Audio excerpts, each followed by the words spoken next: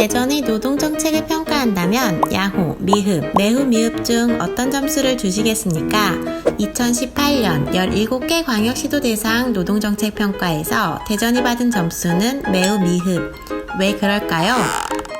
대전은 노동정책 기본계획도, 노동전담 행정기구도, 노정협의회도 없어 대전시 노동자들의 권리를 보호하고 관리할 장치가 매우 부족합니다.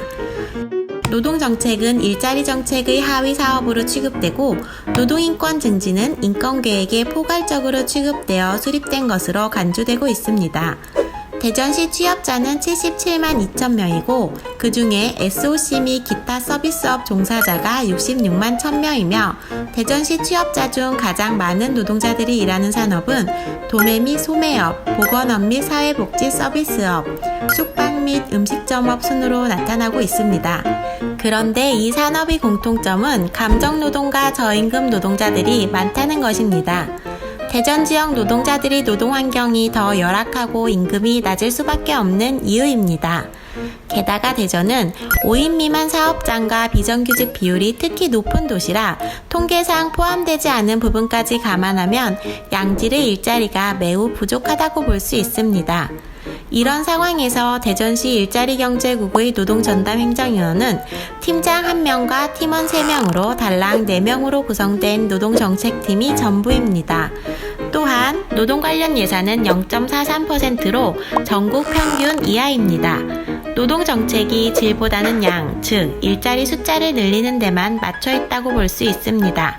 이는 대전시의 노동정책이 제대로 세워지지 못했기 때문에 생겨나는 악순환입니다.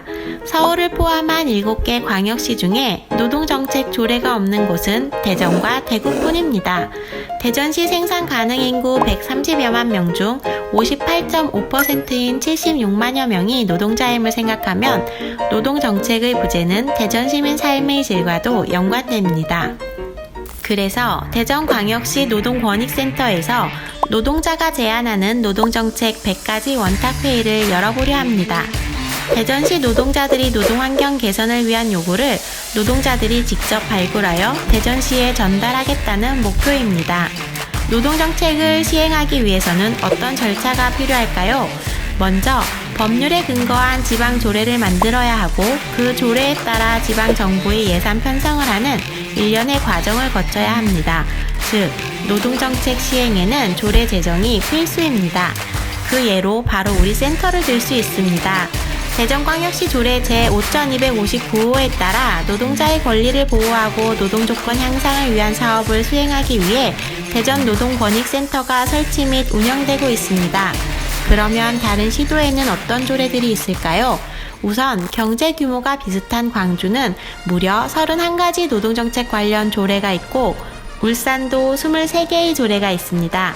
하지만 우리 대전시는 노동기본 조례가 없을 뿐더러 관련 노동정책은 18개밖에 되지 않고 이마저 기초단체의 중복 조례를 빼면 13개 정도이니 턱없이 부족한 실정입니다. 다른 지역의 우수한 노동정책 사례를 살펴보면 경기도는 비정규직 특수형태 취약 노동자에게 휴가비 지원 사업을 진행합니다. 그뿐만 아니라 권역별로 노동상담 및 권리구제, 영세사업장 노무관리 컨설팅 등을 지원하는 마을 노무사제를 실시하고 있습니다.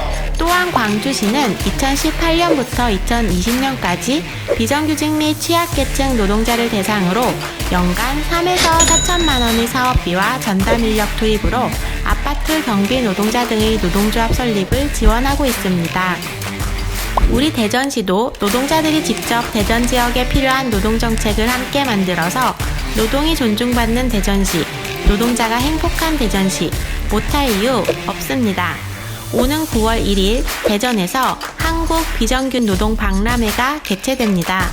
바로 그 첫날 저녁 7시 대전시 노동자가 제안하는 노동정책 100가지 원탁회의에 함께 참여해주세요. 현장의 목소리를 모아 꼭 필요한 노동정책을 발굴하는 자리 멋지고 자랑스럽지 않을까요?